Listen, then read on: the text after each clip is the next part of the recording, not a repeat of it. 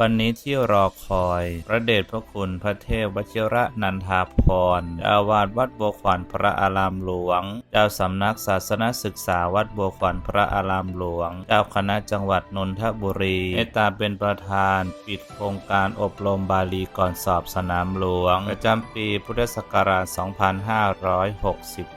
ตลอดระยะเวลา10 กว่าวันนี้พระภิกษุสามเณรใช้ความรู้ความสามารถและโอกาสนี้พระเดชพระคุณมอบรางวัลสินน้ำใจ